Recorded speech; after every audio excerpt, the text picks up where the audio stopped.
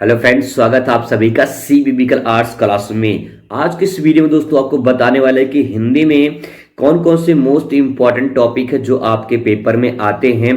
पूरा पेपर आपको समझाने वाला हूं और टॉपिक आपको बताने वाला हूं। अगर आप उसे तैयार कर लेते हैं तो 100% इसी में से जो है आपको पेपर में क्वेश्चन देखने को मिलेगा। तो चलिए शुरुआत करते हैं। सबसे पहले बात करते हैं यहाँ पे हिंदी में 100 नंबर पक्का कैसे होगा, और एक देसी जुगाड़ बताएंगे, बहुत ही सिंपल तरीके से आपको समझा देंगे। तो चलिए देखिए, सबसे पहले बात करते हैं मोस्ट इंपॉर्टेंट टॉपिक में जो भी आपका क्वेश्चन पहला पूछा जाता है वो हिंदी गद्य का विकास से संबंधित सवाल आपके पेपर में देखने को मिलेंगे। यहां से जो क्वेश्चन बनेगा वो बनेगा शुक्ल युग से संबंधित, ठीक है। इसके बाद शुक्लोत्तर संबंधी बनेगा, सवाल यहां से बनते हैं। और फिर इसके बाद हिंदी गद्य की प्रमुख विधाएं और उनमें निबंध, उपन्यास, कहानी, 5 नंबर के क्वेश्चन यहां से देखने को मिलेंगे। तो आप इस टॉपिक को जरूर तैयार करें, एक बार पढ़ लीजिए अच्छे से, ताकि यहां से जो भी क्वेश्चन बने आपका कवर हो जाए। इसके बाद नेक्स्ट क्वेश्चन बनेगा काव्य साहित्य का विकास, 5 नंबर क्वेश्चन यहां से बनते हैं। बहुविकल्पीय और भारतेंद्र युग, द्विवेदी युग, छायावाद से संबंधित यहां से जो है क्वेश्चन आपके पेपर में देखने को मिलेंगे। 5 नंबर पक्का करना है तो ये 3 पॉइंट आप तैयार जरूर करिए, ठीक है। इसके बाद गद्यांश और पद्यांश से संबंधित यहाँ पे प्रश्न होते हैं। गद्यांश में जो है आपका यहाँ पे 10 नंबर और 10 नंबर ये है, तो बढ़िया से अच्छे से गद्यांश और पद्यांश अच्छे से तैयार कर लीजिए, क्योंकि 10 और 10 20 नंबर का यहाँ से सवाल आपके प्रश्न में आएंगे, ठीक है। इसके बाद दोस्तों बात करते हैं जीवन परिचय। तो यहाँ पे देखिए, लेखक का साहित्यिक परिचय या जीवन परिचय 80 शब्दों में लिखना होता है। 80 शब्दों का मतलब एक पेज में आप जीवन परिचय लिख सकते हैं। एक पेज से 1.5 पेज तक जो है आप प्रेजेंट कर सकते हैं। इससे ज्यादा लिखेंगे तो दिक्कत हो जाएगी, टाइम आपका लॉस हो जाएगा। जीवन परिचय की बात करें तो मोस्ट इंपॉर्टेंट जीवन परिचय में डॉक्टर वासुदेव अग्रवाल, डॉक्टर हजारी प्रसाद द्विवेदी और डॉक्टर एपीजे अब्दुल कलाम, ये 3 इंपॉर्टेंट जीवन परिचय हैं। 5 नंबर पक्का करने के लिए आप इन तीनों जीवन परिचय को एक बार जरूर देख लें। इसके बाद तो बात आता है यहाँ पे अगला जीवन परिचय जो कवि का जीवन परिचय है। बहुत ही मोस्ट इंपॉर्टेंट है कि कवि के जीवन परिचय भी आपको 80 शब्दों में लिखना होता है। 3 + 2 5 नंबर में ये भी पूछा जाएगा।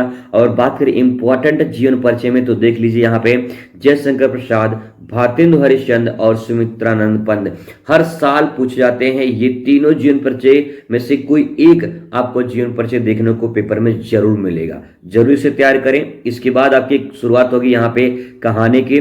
तो कहानी से जो आपसे पूछा जाएगा वो ध्यान रखेंगे। इसमें जो सवाल आएगा वो रहेगा आपका 80 शब्दों में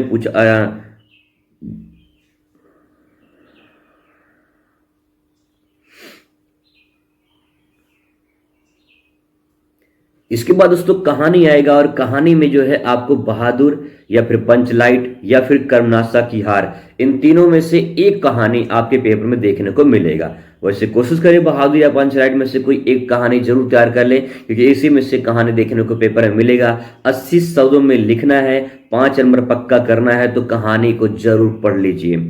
इसके बाद शुरुआत होता है आपका खंड काव्य से। जो भी आपके जिले में खंड काव्य पूछे जाते हैं वो 80 शब्दों में भी लिखना होता है, 5 नंबर पक्का करना है, तो खंड काव्य को अच्छे से तैयार कर लीजिए। जैसे अगर मुक्ति यज्ञ है तो मुक्ति यज्ञ में गांधी जी के आंदोलन से संबंधित पूरा का पूरा उसमें कहानी बताया गया है। तो ऐसे ही आप तैयार कर लीजिए जो भी आपके जिले में खंड काव्य चलते हों, ठीक है। इसके बाद खंड खा शुरुआत होगी, इसमें संस्कृत गद्य से 7 नंबर के सवाल यहाँ पे बनते हैं। संस्कृत पद से भी 7 नंबर के सवाल यहाँ से देखने को मिलेंगे, और संस्कृत प्रश्नोत्तर 4 नंबर के प्रश्न यहाँ से देखने को मिलेगा।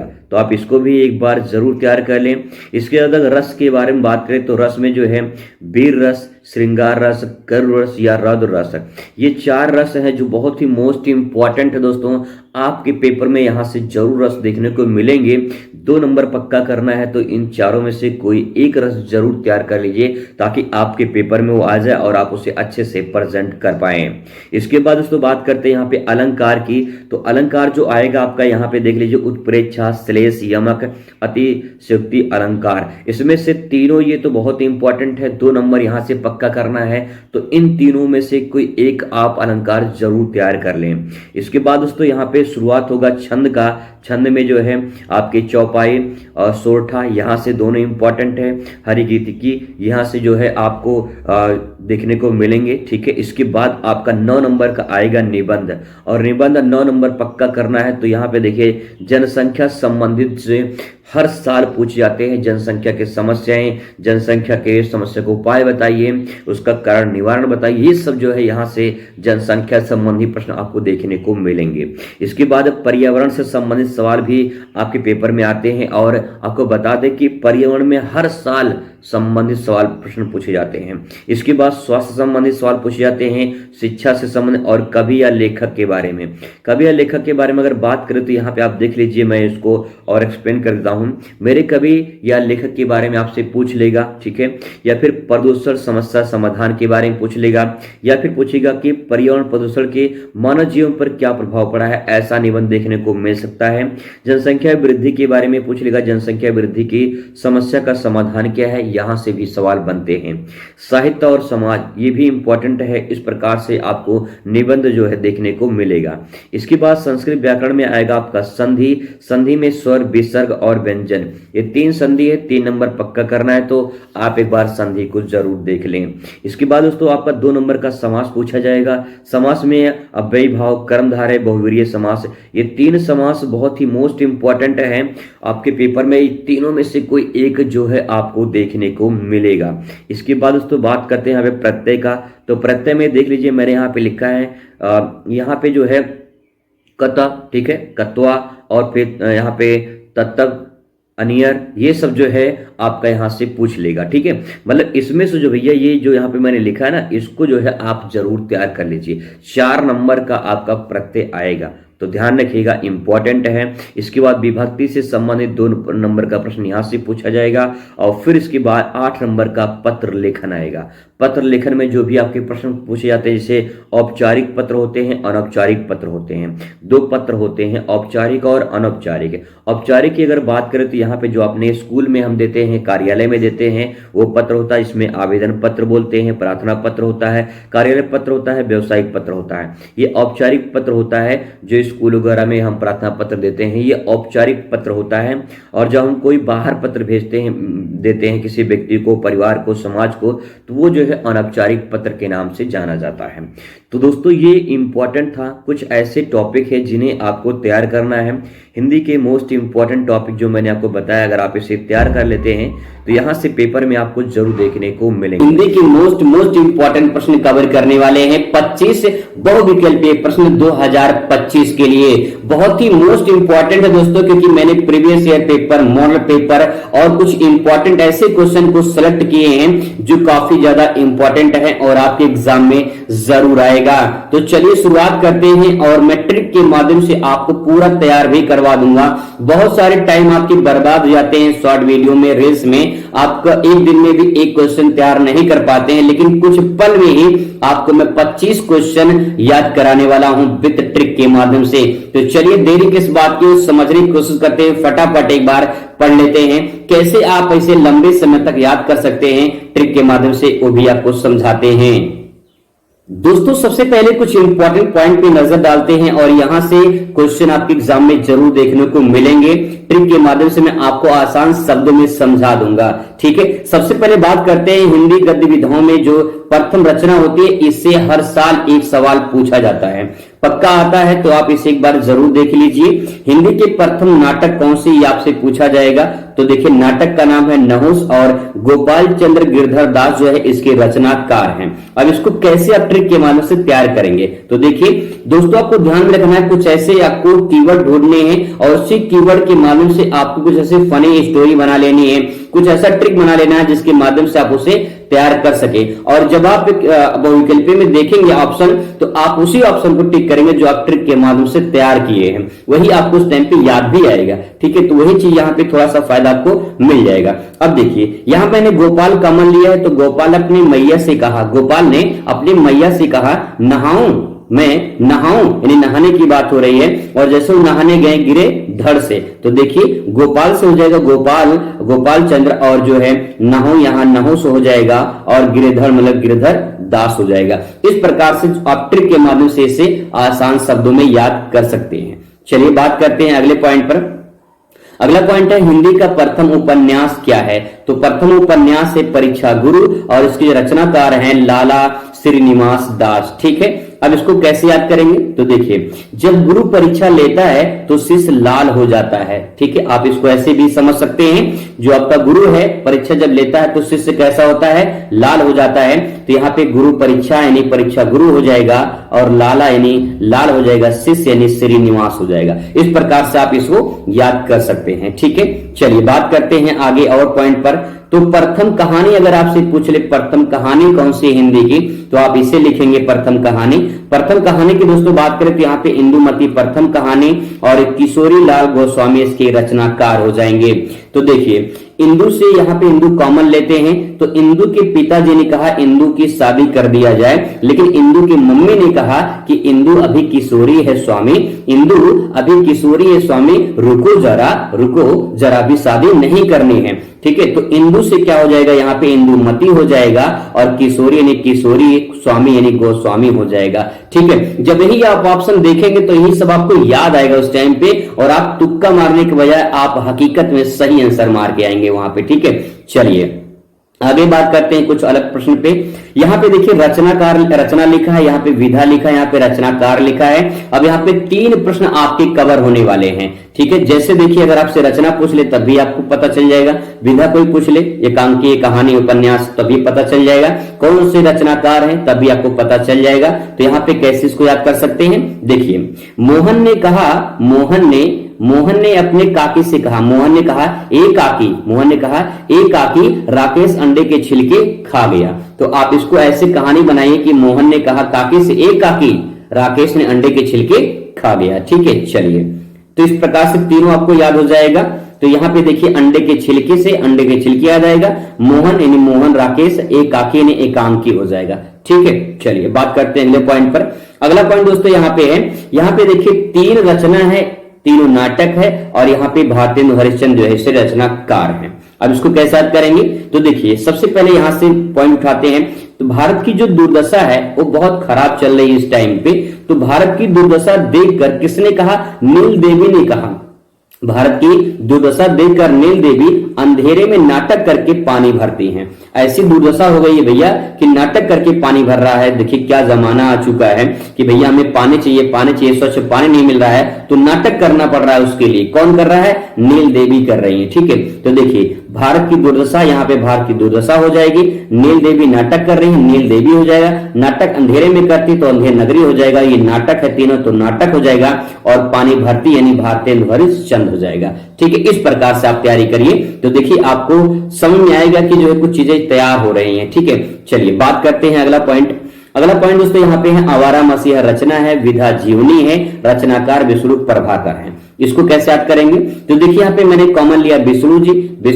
अब विष्णु जी क्या करते हैं, विष्णु जी हमेशा मसीहा बनकर आते हैं, मसीहा बनकर लोगों का जो जीवन है उद्धार करते हैं। तो यहाँ पे इस प्रकार से आप समझिए कि विष्णु जी तो विष्णु प्रभाकर हो जाएगा, क्या बनकर आते हैं, मसीहा यानी आवारा मसीहा हो जाएगा, और जीवन क्या करते हैं, उद्धार करते हैं, तो जीवनी हो जाएगा। ठीक है, ऐसे देखिए कितने आसान तरीके से आप इसे तैयार कर सकते हैं। बात करते हैं अगले पॉइंट पे, कलम के सिपाही, रचना है विधा जीवनी है, और आपका जो है रचनाकार अमृत राय है। तो इसको देखिए, जिस दिन सिपाही आपने अपने कलम से लिख दिया आपका जीवन अमर हो जाएगा। भाई देखो कोई भी अगर सिपाही आपके बारे में लिख दिया, कोई गलत इंफॉर्मेशन, कोई गलत सूचना, तो आपको सजा भी हो सकती है, और अगर सिपाही अच्छा लिख दे तो आपको जो जमानत भी मिल सकती है। तो ये चीज यहाँ पे है कि सिपाही यानी कलम के सिपाही, कलम से लिख दिया तो कलम के सिपाही हो जाएगा। ठीक है, इसके बाद जो है आपका जीवन क्या हो जाएगा, आपका जीवनी यानी अमृत राय हो जाएगा। ठीक है, यहां से अमर से अमृत राय हो जाएगा। इस प्रकार से आप ट्रिक के माध्यम से तैयार कर सकते हैं। बात करते हैं दोस्तों अगले पॉइंट पर। अगला पॉइंट यहाँ पे देखिए, यहाँ पे रचना, ये देखिए रचना है, और यहाँ पे ये चारों रचना नाटक है, और मोहन राकेश इसको लिखे हैं। तो देखिए अब देखिए कैसे इसको ट्रिक के माध्यम से समझने की कोशिश करते हैं। एक कहानी क्रिएट करते हैं, ठीक है। कहानी जल्दी समझ में आता है और याद भी रहता है, तो कहानी क्रिएट करने में आपको आसानी रहेगी। मोहन के आधे अधूरे जो हैं वो दूध के दांत। अभी जो मोहन है, छोटा बच्चा है, उसके जो आधे अधूरे दांत निकले हैं, दांत दूध के दांत हैं, वो आषाढ़ के दिन, जब आषाढ़ का दिन आता है तो लहरों में गिर जाते हैं, ठीक है। आप उसे बड़े तरीके से बनाइए, देखिए कितना बढ़िया बना चीजें कि मोहन का जब आधे अधूरे जो दूध के दांत हैं वो जैसे आषाढ़ का दिन आता है और लहरों में क्या होता है, गिर जाते हैं, तो मोहन यानी मोहन राकेश हो जाएगा। और इसके बाद जो है आधे अधूरे, तो यहाँ पे आधे अधूरे हो जाएगा, और ये दूध के दांत हो जाएगा यहाँ पे आषाढ़ के दिन, और फिर इसके बाद लहरों का राजहंस हो जाएगा। इस प्रकार से जो है आप इसे ट्रिक से याद कर सकते हैं, ठीक है। चलिए अब बात करते हैं अगला पॉइंट दोस्तों। यहाँ पे अगला पॉइंट है मेरी असफलता, ये रचना है, ठीक है। और उसके बाद ये विधा आत्मकथा है। बाबू गुलाब राय जो है इसकी रचनाकार हैं। तो देखिए आप अपने बाबू को जो है थोड़ा सा याद करिए, अपने बाबू को, ठीक है। आप जो कह रहे हैं कि बाबू मेरी असफलता पर मेरी आत्मकथा लिखना, जब मैं असफल हो जाऊंगा तो मेरी आत्मकथा लिखना, मेरे बारे में लिखना, लेकिन अभी मत लिखना, ठीक है। तो आप महसूस करिए कि अपने बाबू के बारे में सोचिए और आपके बाबू आपकी असफलता के बारे में आपकी आत्मकथा लिख रही हैं। तो बाबू यानी बाबू गुलाब राय हो जाएगा और असफलता हो जाएगा, आत्मकथा के बारे में लिखा जा रहा है, ठीक है। आप ऐसे भी समझ सकते हैं। इसमें बहुत सारे ट्रिक अपने तरीके से भी आप बना सकते हैं, ठीक है। चलिए बात करते हैं अगला पॉइंट दोस्तों। चीता के फूल जो है यहाँ पे रचना है और कहानी जो है यहाँ पे विधा है, और राम वृक्ष बेनपुरी जो है इसके रचनाकार हैं। तो यहाँ पे देखिए फूल जो उगते हैं, जो फूल निकलते हैं कहाँ लगते हैं, वृक्ष में लगते हैं। तो यहाँ पे देखिए चीता का फूल हो जाएगा, वृक्ष यानी राम वृक्ष बेनपुरी। थोड़ा सा कीवर्ड लगाएंगे तो जो है आप इस प्रकार से समझ सकते हैं। चलिए बात करते हैं अब बहुविकल्पी क्वेश्चन का। यहाँ से 10 क्वेश्चन दोस्तों मैंने ये आपको कवर कर दिया है, 10 क्वेश्चन ये हैं, और फिर 15 क्वेश्चन अब आपका बहुविकल्पी क्वेश्चन कवर करते हैं, ठीक है। तो आपका पूरा 25 क्वेश्चन हो जाएगा, बहुत ही मोस्ट इंपॉर्टेंट है। आइए इनको भी ट्रिक के माध्यम से कवर करते हैं। सबसे पहला यहाँ पे प्रश्न है, इनमें से जी सुंदर रेड्डी का ग्रंथ कौन सा है, ठीक है। अब इसमें ट्रिक थोड़ा सा ध्यान लगाइए। ट्रिक में कैसे है, आपके विचार से सुंदर कौन है जो आपके दिल में रहता है। सिंपल सी बात ये है भैया, सुंदर वही तो लगता है जो आपके दिल में रहता है। अब कोई भी हो, एनीवन, कोई भी हो सकता है, आपके गार्जियन भी हो सकते हैं, आपका कोई लवर भी हो सकता है, आपका कोई दोस्त हो सकता है, कोई एनीवन कोई भी हो सकता है, कोई जानवर भी हो सकता है। यानी जो आपके विचार से सुंदर वही रहता है जो आपके दिल में रहता है। तो यहाँ पे देखिए विचार, यहाँ पे देखिए इसमें विचार शब्द वैचारिकी में जो है थोड़ा विचार शब्द मिल रहा है, तो आप इससे विचार ले लीजिए। और सुंदर है यहाँ पे, तो सुंदर रेड्डी हो जाएगा। इसमें राइट ऑप्शन क्या हो जाएगा, खा हो जाएगा, वैचारिकी इसमें करेक्ट हो जाएगा, ठीक है। चलिए बात करते हैं अगले पॉइंट पे दोस्तों। अगला पॉइंट है ब्राह्मण पत्रिका संपादक जो है किसने किया है। तो यहाँ पे देखिए ये ब्राह्मण है, ठीक है। इसमें देखिए किसी के नाम के आगे ब्राह्मण दिख रहा है, प्रताप नारायण मिश्र देख रहे हैं। तो यहाँ पे जो है ये ब्राह्मण है, तो यहाँ पे आप ट्रिक लगा लीजिए, तो प्रताप नारायण मिश्र जो है यहाँ पे करेक्ट आंसर हो जाएगा, ठीक है। चलिए आगे देखते हैं अगला पॉइंट दोस्तों। यहाँ पे नासिकेतोपाख्यान के लेखक कौन है। तो यहाँ पे नासिकेतो जो उपाख्यान उसके लेखक जो है, देखिए यहाँ पे लिखा है सदा नशे में रहोगे। तो भैया व्याख्या क्या करोगे, सदा नशे में रहोगे तो व्याख्या क्या करोगे। तो सदा यहाँ पे देखिए तो मुंशी सदा सुखलाल हो जाएगा, और इसके बाद जो है नशा यानी नासिकेतो व्याख्यान सेंटेंस हो जाएगा। तो नासिकेतोपाख्यान जो है सदा सुखलाल जो है इसका करेक्ट आंसर हो जाएगा।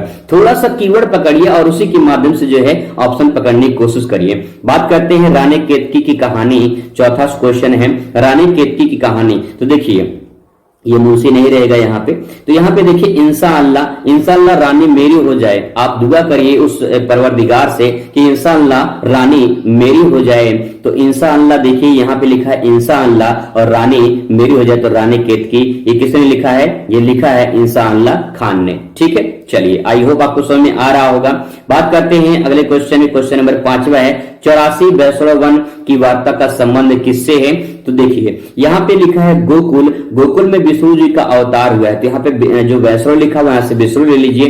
तो विष्णु और किस गोकुल में क्या हुआ है, अवतार हुआ, तो गोकुल नाथ हो जाएगा यहाँ से, ठीक है। इस प्रकार से आप इसे तैयार कर सकते हैं। क्वेश्चन नंबर 6 देते हैं दोस्तों। यहाँ पे देखिए अष्टयाम की रचनाकार, बहुत ही मोस्ट इंपॉर्टेंट क्वेश्चन मैंने सेलेक्ट किए हैं, बहुत ही इंपॉर्टेंट है, आपके एग्जाम में जरूर देखने को मिलेंगे। बस फटाफट एक बार देख लीजिए, आपको तैयार हो जाएगा, ठीक है। अष्टयाम के रचनाकार कौन से हैं। तो यहाँ पे जो है अष्टयाम में देखिए थोड़ा सा यहाँ पे मैंने इसका अष्ट लिया है और यहां से ना लिया है, तो यहां पे नष्ट हो जाएगा। ठीक है, अगर आप जो है सही आंसर नहीं देंगे तो नष्ट हो जाएंगे, तो नष्ट यानी नाभादास हो जाएगा। ठीक है, इसमें जो है यहाँ पे नाभादास इसका करेक्ट आंसर हो जाएगा। अष्टयाम के जो रचनाकार है वो नाभादास हो जाएगा। यहां से मैंने ना लिया पहला और यहां से अष्ट नष्ट हो गया। ठीक है, चलिए बात करते हैं अगले पॉइंट पे दोस्तों। यहाँ पे अगला पॉइंट है सत्यार्थ प्रकाश रचना किसकी है? तो सत्यार्थ प्रकाश जो रचना है किसकी है? स्वामी सत्य बोलो, स्वामी सत्य बोलो। तो देखिए यहाँ पे स्वामी जो है सत्य बोलने की बात हो रही, तो स्वामी देखिए यहाँ पे है स्वामी और सत्य मनुष्य सत्यार्थ हो जाएगा, तो इसमें राइट आंसर क्या हो जाएगा आपका? घा हो जाएगा। ठीक है, एक पॉइंट नोट करके नोट कर लीजिए, सत्यार्थ जो प्रकाश रचना है इसका संबंध आर्य समाज से है। ठीक है, यहां से भी क्वेश्चन पूछ लेगा कि सत्यार्थ प्रकाश की रचना का संबंध किससे है? तो आर्य समाज से है, इसको ध्यान रखेंगे। ठीक है, चलिए बात करते हैं क्वेश्चन नंबर 8 की। तो यहाँ पे देखिए राजा भोज का सपना के लेखक, राजा भोज के सपना के लेखक कौन है? आइए ट्रिक से समझने की कोशिश करते हैं। तो देखिए शिव जी का जो प्रसाद है वो राजा को भोग चढ़ाते हैं। शिव जी का जो प्रसाद है वो राजा को क्या चढ़ाते हैं? भोग चढ़ाते हैं। तो शिव जी यहाँ पे देखिए शिव जी का प्रसाद हो जाएगा और राजा को भोग यानी इसका राइट आंसर दोस्तों हो जाएगा का वाला शिव प्रसाद सितारे हिंद, इसका राइट आंसर हो जाएगा। ठीक है, कीवर्ड समझ लीजिए, आपको समझ में आ जाएगा। बात करते हैं अगले क्वेश्चन पर, आनंद कदम्बिनी के संपादक कौन से हैं? तो आइए ट्रिक से देखते हैं इसको। प्रेम में आनंद है प्रेमानंद, प्रेम में क्या है? आनंद है, बहुत आनंद है भैया, प्रेमानंद हो जाएगा। तो देखिए यहाँ पे प्रेम यानी यहाँ पे देखिए ये प्रेम लिखा हुआ शब्द यहाँ पे और ये आनंद है, तो प्रेमानंद हो जाएगा। राइट आंसर इसमें घा हो जाएगा। ठीक है, चलिए बात करते हैं दोस्तों अगले प्रश्न पर। क्वेश्चन नंबर 10 है हंस के संपादक थे। तो देखिए यहाँ पे प्रेम हंस लिख लीजिए, प्रेम हंस और प्रेम यहाँ पे देखिए लिखा है हंस, यहाँ पे लिखा है तो प्रेमचंद हो जाएगा राइट आंसर। ठीक है, चलिए बात करते हैं दोस्तों अगले प्रश्न पर। अगला प्रश्न है तिब्बत यात्रा के लेखक कौन है? तो तिब्बत यात्रा के लेखक में देखिए जब राहुल को आप जो है राहुल गांधी को आप तस्वीर ले लीजिए अपने दिमाग में, तो राहुल जो है तिब्बत यात्रा पर गए हैं, राहुल के साथ तिब्बत यात्रा पे अगर आपको जाना है तो आप जा सकते हैं। तो यहाँ पे राहुल संकृत्यान हो जाएगा, इसका राइट आंसर हो जाएगा। ठीक है, चलिए बात करते हैं अगले प्रश्न पर। क्वेश्चन नंबर 12 है भारतेंद्र युग के लेखक हैं। तो भारतेंद्र युग के लेखक कौन है? कृष्ण बाल भरते हैं, क्या करते हैं? आप महसूस करिए कृष्ण जी है और बाल अपना नोच नोच के जो है तोड़ तोड़ के भर रहे हैं, तो बाल कृष्ण और भरते यानी भारतेंद्र हो जाएगा। ठीक है, चलिए आई होप आपको समझ में आ रहा होगा दोस्तों। बात करते हैं क्वेश्चन नंबर 13 के, रसंग रंजन की रचनाकार कौन है? तो रसंग रंजन की रचनाकार देखिए राजन आप महावीर हैं, कोई राजा है और उसका सेनापति कह रहा है राजन आप महावीर हैं, तो राजन क्या है? महावीर हैं। कौन? राजन यानी रसंग रंजन हो जाएगा, तो महावीर प्रसाद द्विवेदी यहां से राइट आंसर हो जाएगा।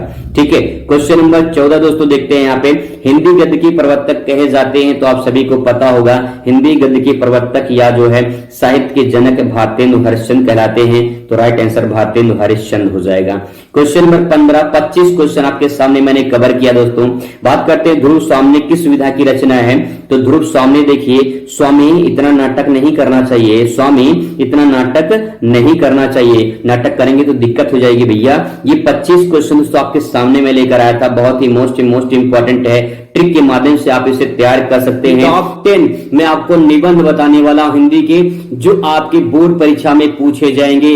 100% दोस्तों गारंटी कि आपके बोर्ड परीक्षा में निबंध यहां से जरूर देखने को मिलेगा, क्योंकि मैंने बहुत सारे previous paper, model paper, question bank सब कुछ किताब सब खंगाल के आपके सामने टॉप 10 मैं निबंध लेकर आया हूं। अगर आप इसे तैयार कर लेंगे तो 100% है कि आपके इसी 10 में से आपके पेपर में निबंध देखने को मिलेगा। तो चलिए शुरुआत करते हैं और बताते हैं ऐसे कौन कौन से वो टॉप 10 निबंध हैं जिसे आप जो है बोर्ड परीक्षा में अच्छी खासी तैयारी कर सकते हैं। दोस्तों शुरुआत करते हैं, सबसे पहले 10 नंबर से शुरुआत करेंगे, इसके बाद टॉप 5 जो आपके सामने लेकर आऊंगा बहुत ही मोस्ट इंपॉर्टेंट रहेंगे, इसके बाद टॉप 3 बहुत ज्यादा इंपॉर्टेंट रहेगा, और जो टॉप 1, टॉप 2 और टॉप 3 हैं वो काफी ज्यादा इंपॉर्टेंट है, उसमें से 100% आपके पेपर में जरूर आ जाएगा। शुरुआत करते हैं सबसे पहले जो है टॉप 10 में, सबसे 10 नंबर पे जो मैंने रखा है यहाँ पे वो है आपका राष्ट्रीय शिक्षा नीति। राष्ट्रीय शिक्षा नीति 2024 में ये सवाल पूछा गया है, मतलब ये निबंध पूछा गया है राष्ट्रीय शिक्षा नीति 2020 में, तो ये इंपॉर्टेंट है, आप इसे एक बार जरूर तैयार कर लीजिए।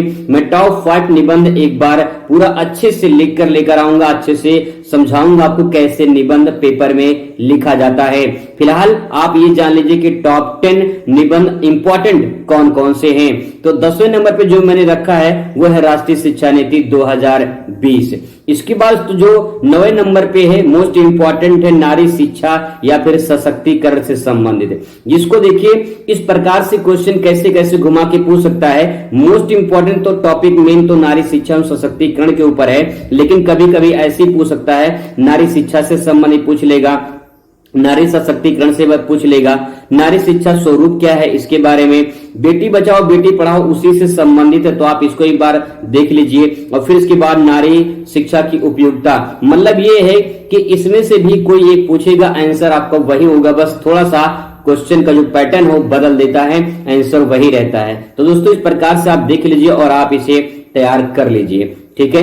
8वें नंबर पे दोस्तों यहाँ पे जो है वो भारतीय किसान की समस्या समाधान है।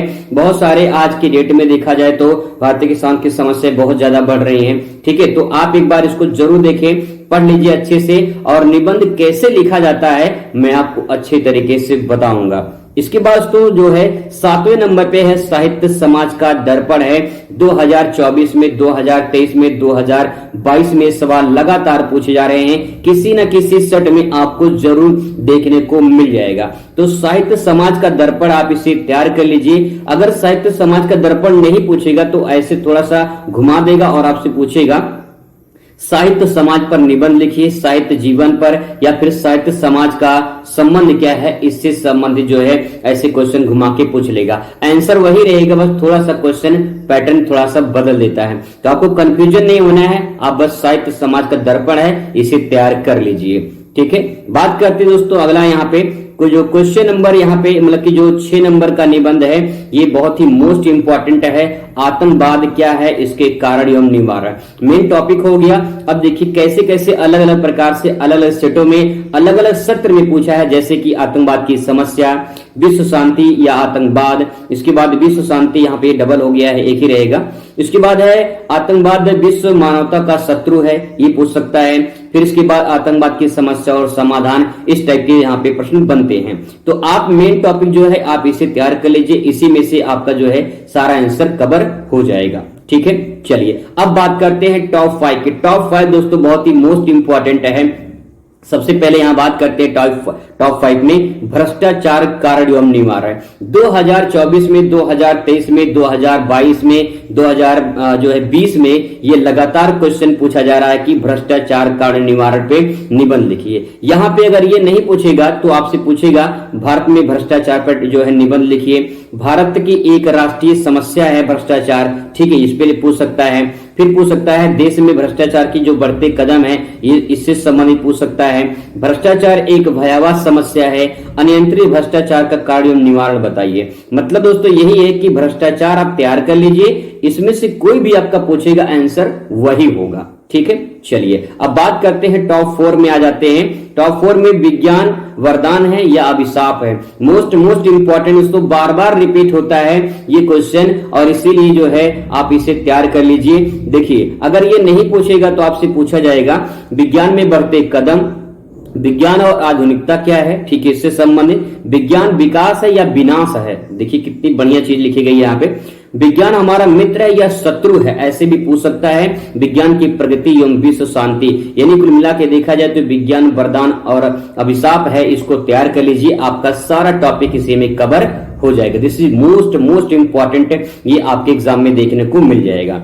टॉप 3 के दोस्तों बात करें तो देखिए हर साल मेरे कवि या लेखक के बारे में पूछा जाता है। तो आप देखिए यहाँ पे जैसे पूछ लेगा कि महाकवि तुलसीदास के बारे में, मेरे प्रिय कवि तुलसीदास, मेरे प्रिय कवि साहित्यकार, रामचरितमानस के प्रसन्नता के बारे में पूछ लेगा, लोक मंगल के कवि गोस्वामी तुलसीदास। कहने का मतलब ये है कि आप ये टॉपिक कवर कर लीजिए, तैयार कर लीजिए, बहुत ही मोस्ट इंपॉर्टेंट है। इसके बाद तो बात करते हैं टॉप 2 में। तो देखिए जनसंख्या वृद्धि समस्या समाधान हर साल लगातार पूछा जा रहा है किसी न किसी रूप में। जैसे कि बात करें बढ़ती जनसंख्या देश के लिए भविष्य में, मतलब कि बढ़ती जो जनसंख्या है ये देश का भविष्य में क्या होगा इसके बारे में यहाँ पे निबंध लिखना है। जनसंख्या जो बढ़ रही है, जनसंख्या वृद्धि के दुष्प्रभाव क्या है, जनसंख्या विस्फोट के कारण निवारण बताइए, जनसंख्या वृद्धि देश के विकास में कैसे बाधक है, ये पूछ सकता है। इसके बाद जनसंख्या वृद्धि की समस्या एवं नियंत्रण बताइए। कुल मिला जुला के दोस्तों देखा जाए तो जनसंख्या वृद्धि समस्या समाधान के बारे में पढ़ लीजिए, मोस्ट इंपॉर्टेंट है, आपके एग्जाम में जरूर देखने को मिलेगा। इसके बाद तो आज का जो पहला नंबर है वो पहला नंबर है पर्यावरण प्रदूषण समस्या समाधान। इसी मोस्ट इंपॉर्टेंट टॉपिक दोस्तों, पर्यावरण के बारे में हर साल पूछा जाता है, चाहे पर्यावरण संरक्षण का महत्व पूछे या पर्यावरण संरक्षण की आवश्यकता पूछे, पर्यावरण प्रदूषण मानव जीवन पूछे या फिर पर्यावरण प्रदूषण के निराकरण के उपाय पूछे या फिर पर्यावरण का संतुलन या फिर मानव जीवन पर इसका प्रभाव क्या है, इस टॉपिक से सवाल यहाँ पे हर साल बनते हैं। तो दोस्तों ये टॉप 10 जो है निबंध थे, आप इसे तैयार कर लीजिए, आपके एग्जाम में देखने को जरूर मिलेंगे। हिंदी के महत्वपूर्ण जीवन परिचय आपको बताने वाले हैं, 100% दोस्तों गारंटी की आपके पेपर में जरूर देखने को मिलेगा। जो मैं जीवन परिचय को बताने वाला हूं, जिन लेखकों और कवि का बताने वाला हूं, अगर आप उसे तैयार कर लेते हैं तो आपके पेपर में गारंटी है देखने को जरूर मिलेगा। मैंने बहुत सारे मॉडल पेपर, प्रीवियस पेपर और क्वेश्चन बैंक किताबों को खंगाल के बहुत इंपॉर्टेंट जीवन परिचय आपके सामने लेकर आया हूं। तो चलिए शुरुआत करते हैं और बात करते हैं कौन कौन से इंपॉर्टेंट जीवन परिचय हैं जो आपके बोर्ड परीक्षा में पूछे जाएंगे। 10 नंबर पक्का होने वाला है दोस्तों आज के इस वीडियो में, बस 2 मिनट चाहिए, आपको पूरा समझ में आ जाएगी कौन जीवन परिचय हमें तैयार करना चाहिए। सबसे पहले उसको बात करते हैं यहाँ पे लेखक का जीवन परिचय कौन कौन तैयार करना है आपको। तो लेखक के जीवन परिचय में हर साल पूछा जाने वाला 2010 से लेकर 2024 तक लगातार किसी न किसी सेट में दोस्तों जरूर देखने को मिलता है ये 3 इंपॉर्टेंट जीवन परिचय। वासुदेव शरण अग्रवाल का जीवन परिचय हर साल पूछा जाता है। इसके बाद आचार्य हजारी प्रसाद द्विवेदी का, कन्हैयालाल मिश्र, प्रभाकर का, ये इंपॉर्टेंट है। तीनों जीवन परिचय में से एक जीवन परिचय आपके पेपर में जरूर देखने को मिलेगा। 100% दोस्तों तैयार कर लीजिए, इसी में से आपके पेपर में जरूर देखने को आएगा। चलिए बात करते हैं अगला, कवि के जीवन परिचय में कौन कौन से जीवन परिचय जो मोस्ट इंपॉर्टेंट है वो आपके सामने ये रहा। जयशंकर प्रसाद का जीवन परिचय, महादेवी वर्मा, अयोध्या सिंह उपाध्याय हरिऔध का, ये 3 कवि जीवन परिचय में आप तैयार कर लीजिए। 100% दोस्तों इसी में से आपके पेपर में देखने को मिलेगा। अब इसके बाद जो है मैं एक एक जीवन परिचय आपके सामने लेकर आऊंगा कि एक ऐसे महत्वपूर्ण जीवन परिचय के बारे में बात करेंगे जो काफी इंपॉर्टेंट है, कई बार दोस्तों पूछा गया, नहीं लगातार पूछा जा रहा है, आपके पेपर में जरूर देखने को मिलेगा। मैथिली शरण गुप्त का जीवन परिचय। जीवन परिचय कैसे लिखा जाता है, इसका छोटा सा प्रारूप आप यहाँ पे दे सकते हैं और फिर इसके बाद जो है आपकी जो इसमें आप लिखने की तरीका है वो आप यहाँ पे देख लीजिए। दूसरी बात ये है आपको 80 शब्दों में लिखना होता है, 5 नंबर आपको यहाँ से मिलेगा। तो आप ध्यान रखिएगा 1 से 1.5 पेज में आपको जीवन परिचय पूरा खत्म कर देनी है, ठीक है। अगर 2 पेज से ज्यादा जाएगा तो आपका टाइम वहां पे लॉस होगा और अन्य क्वेश्चन भी छूट सकते हैं। इसीलिए कोशिश करें कि आपका 1 से 1.5 पेज में जीवन परिचय कंप्लीट हो जाए, क्योंकि 5 नंबर मिलेगा और 80 शब्द आपके पास हैं, 80 शब्दों में पूरा जीवन परिचय कंप्लीट करने हैं, ठीक है। यहाँ पे दोस्तों बात करें तो जीवन परिचय में छोटा सा एक बॉक्स बना लीजिए यहाँ पे, और बॉक्स में जैसे उनका जन्म, ठीक है, उनका जन्म लिख दीजिए, जन्म कहाँ पे हुआ था, ठीक है, जन्म कब हुआ था, मृत्यु कब हुई थी, माता पिता का नाम क्या है, भाषा शैली वगैरह क्या है, ये थोड़ी सी परिचय यहाँ पे आप दे सकते हैं। फिर इसी चीज को आप यहाँ पे अपनी भाषा में कन्वर्ट करिए, ठीक है। जैसे कि क्या लिखेंगे, साहित्यिक परिचय यहाँ पे दिया है, साहित्यिक परिचय अगर लिखना है तो आपको जो है यहाँ पे इस प्रकार से जो है डायग्राम में मतलब बना के बॉक्स वहां पे आप इंडिकेट जरूर करेंगे। फिर हेडिंग डाल देंगे साहित्यिक परिचय, उनके बारे में लिखेंगे। मैथिली शरण गुप्त बाल्यावस्था से ही काव्यात्मक प्रवृत्ति विद्यमान थी, यानी जो है इनके अंदर बचपन से ही, बाल्यावस्था से ही जो है काव्य की जो प्रवृत्ति है, यानी काव्य की रचनाओं के बारे में इनके अंदर विद्यमान था, ठीक है। अल्प आयु से ही रचना करने लगे थे, ये छोटी सी उम्र में ही रचना करने लगे थे। इनकी कविता में राष्ट्र भक्ति और राष्ट्र प्रेम के जो है स्वरूप हमें दिखाई देते हैं। यानी जब ये अपनी कविता करते हैं, यानी जब रचना करते हैं तो यहाँ पे राष्ट्रभक्ति की भावना और राष्ट्र प्रेम की भावना विकसित होती है, मतलब उनके रचनाओं में हमें राष्ट्रभक्ति, राष्ट्र प्रेम देखने को मिलता है। आगे इसमें आप लिखेंगे, इसलिए हिंदी साहित्य के विद्वानों ने इन्हें राष्ट्र कवि की उपाधि से भी विभूषित किया है। तो यहाँ पे बहुविकल्पी क्वेश्चन भी बन जाएगी कि राष्ट्रीय कवि किसे कहा जाता है, तो जवाब होगा मैथिली शरण गुप्त को। तो यहाँ पे दोस्तों आप इसको ध्यान रखेंगे, ठीक है। बस कहानी की तरह एक बार समझ जाइए, आप आसानी से प्रेजेंट कर पाएंगे। आगे दोस्तों इसमें लिखेंगे, मैथिली शरण गुप्त के आधुनिक युग के श्रेष्ठ कवियों में से एक समझे जाते हैं। इनकी प्रारंभिक रचना कलकत्ता से प्रकाशित होने वाली पत्रिका वैशोपकारक में प्रकाशित होती थी। जो कुछ ऐसे शब्द हैं उसको हाईलाइट कर सकते हैं ताकि जो है आप उसे रिवाइज कर सकें और मेन कीवर्ड जो आपको याद रहे, ठीक है। आचार्य द्विवेदी जी से संपर्क होने के बाद मैथिली शरण गुप्त की रचनाएं सरस्वती पत्रिका में प्रकाशित होने लगे। इनकी प्रथम पुस्तक रंग में भंग का प्रकाशन 1909 में हुआ था। तो इस प्रकार से जो है इनकी साहित्यिक परिचय हो जाएगा और यहाँ पे छोटा सा बॉक्स में उनका जीवन परिचय यहाँ पे हो जाएगा, ठीक है। अब बात करते हैं यहाँ पे इनकी जो है, इनकी जो रचनाएं जो है, कृतियां कौन कौन सी, एक शॉर्ट जो है आप यहाँ पे जीवन परिचय तैयार कर सकते हैं, ठीक है। कृतियों की बात करें तो यहाँ पे रचनाओं में दे सकते हैं भारत भारती, साकेत, यशोधरा, गुप्त जी की जो है अन्य पुस्तकें जैसे झंकार वगैरह थी, ठीक है, सिद्धराज, पंचवटी, पृथ्वीराज, ये सब जो है इनकी रचनाएं हैं। बात करें साहित्य में स्थान, एक लाइन लिख देंगे, मैथिली शरण गुप्त का साहित्य में उच्च स्थान था, इतना लिख देंगे, आपका काम हो जाएगा। तो दोस्तों इस प्रकार से जो है आप जीवन परिचय, एक शॉर्ट जीवन परिचय आप तैयार कर सकते हैं जयशंकर प्रसाद का। तो चलिए सबसे पहले यहाँ पे प्रारूप देख लीजिए कैसे आप लिखेंगे। तो देखिए 5 नंबर का जीवन परिचय आपसे पूछा जाएगा तो कितना लिखना है, 80 शब्द में आपको जीवन परिचय लिखना होता है। 5 नंबर आपको मिलते हैं। 3 नंबर जो है आपको यहाँ पे जैसे 3+2 ऐसे करके डिवाइड होता है।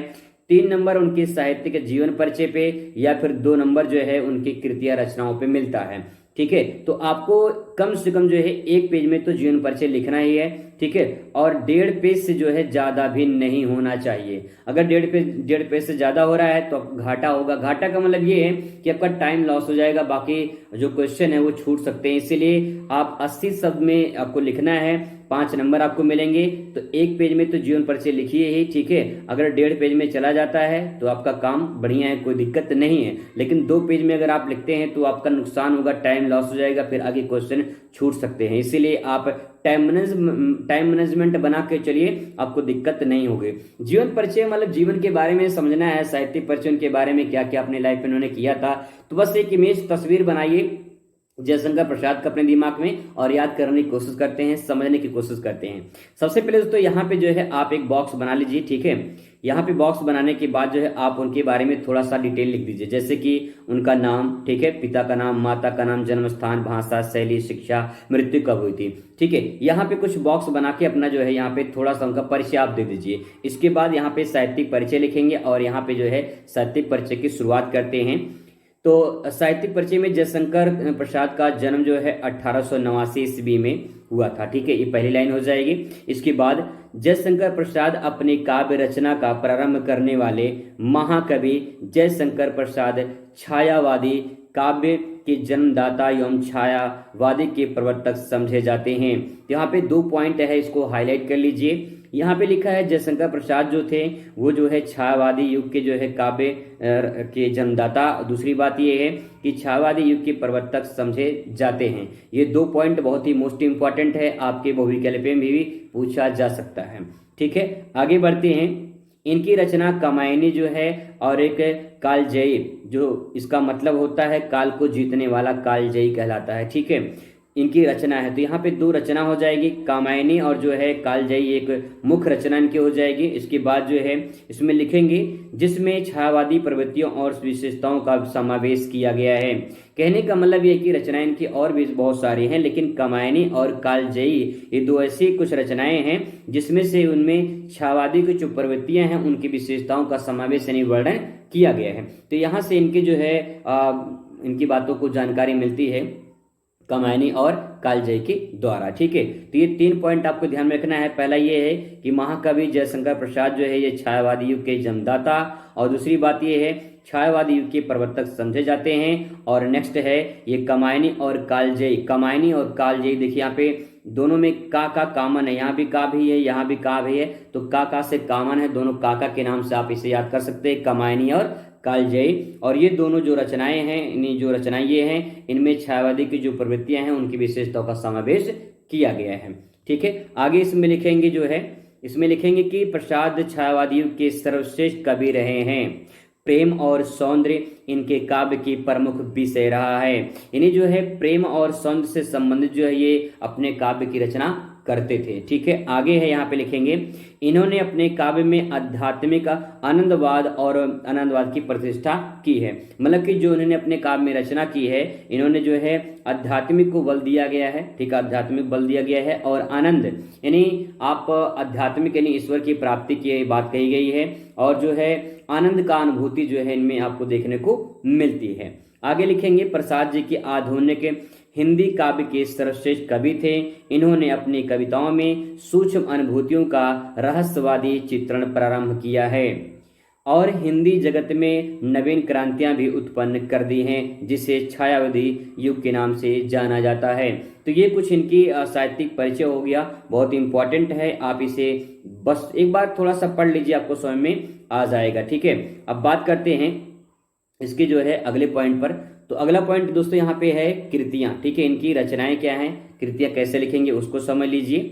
रचनाओं की अगर बात करें तो यहाँ पे कामायनी जो है, कामायनी यहाँ पे देखेंगे तो ये महाकाव्य छायावादी के मूर्ति जो है कीर्ति का स्तंभ माना जाता है। कामायनी हो गया, इसके बाद आंसू हो गया, यह वियोग पर आधारित काव्य है। ठीक है, आंसू जो है ये वियोग पर आधारित काव्य है। जब कोई वियोग में होता है तो उससे संबंधित यहाँ पे ये रचना की गई है।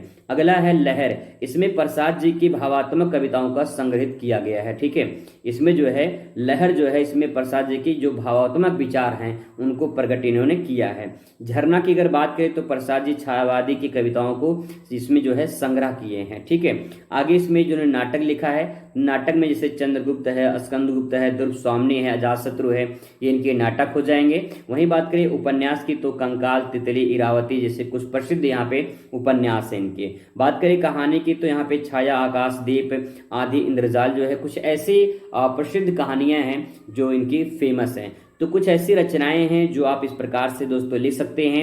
यहाँ पे अगर आप इस प्रकार से लिख देंगे तो 2 नंबर आपको यहाँ से मिल जाएगा। इसके बाद जो है आपका जो जीवन परिचय है ये आपको कुछ नंबर यहाँ से मिल जाएगा, यानी 5 में 5 नंबर आसानी से आप प्राप्त कर सकते हैं। हेलो फ्रेंड्स, स्वागत है आप सभी का सीबीबीकल आर्ट्स क्लास में। यूपी बोर्ड परीक्षा 2025 की बेहतरीन तैयारी करने के लिए आप इस चैनल के साथ जुड़ सकते हैं। मैं आपको अच्छी खासी तैयारी करवा दूंगा और अच्छे नंबर से उसको पास करवा दूंगा।